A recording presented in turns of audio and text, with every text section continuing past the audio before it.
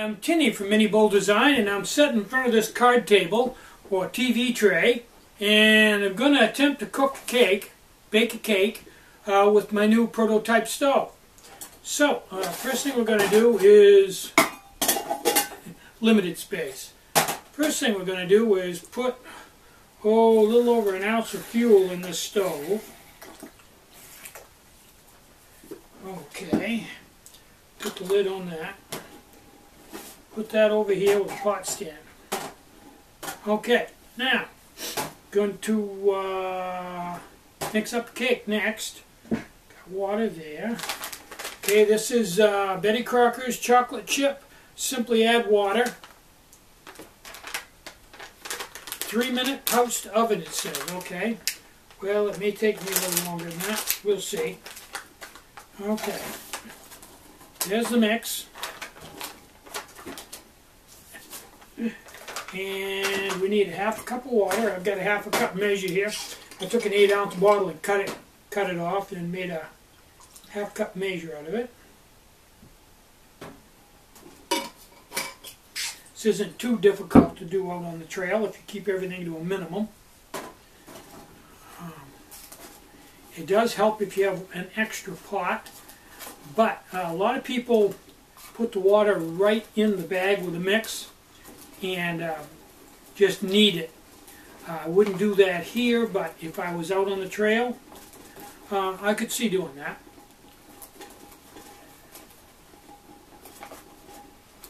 I could see doing that out on the trail. I'm trying to get all the way around on the edges and make sure there's no dry spots in it. Okay, now I've got my cut off 10-centimeter pot and some olive oil. And we're going to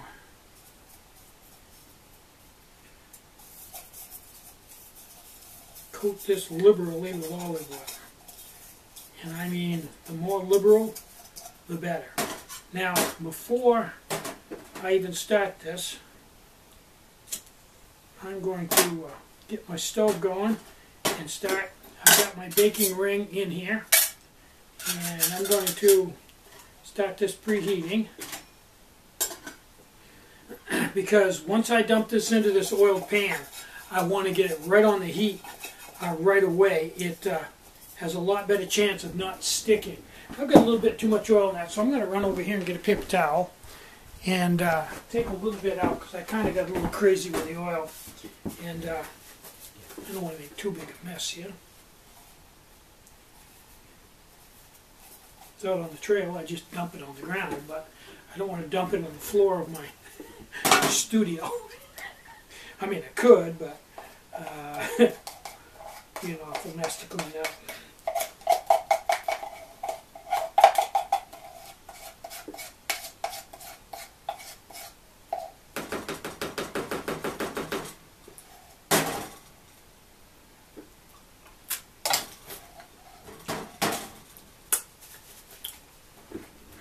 Okay, I'm going to drop that in there. Make sure it's centered up. Get my stopwatch, and I'll turn the camera back on when it's ready to come out. Okay, it's been just 23 minutes, so let's take the camera off, take a look at it, see what it looks like. Flame's still burning strong. Okay, that looks pretty darn good. It's brown around the edges. So what I'm going to do is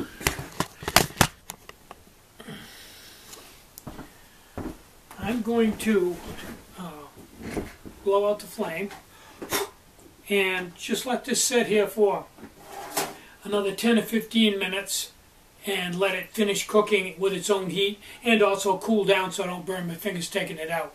And in about 10 or 15 minutes I'll turn the camera back on and we'll take it out and see what we've got.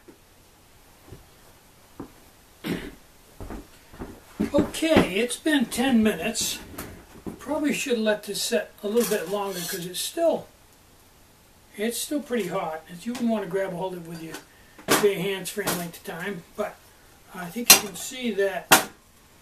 Isn't that a beautiful thing when a cake comes out of the pan that nice?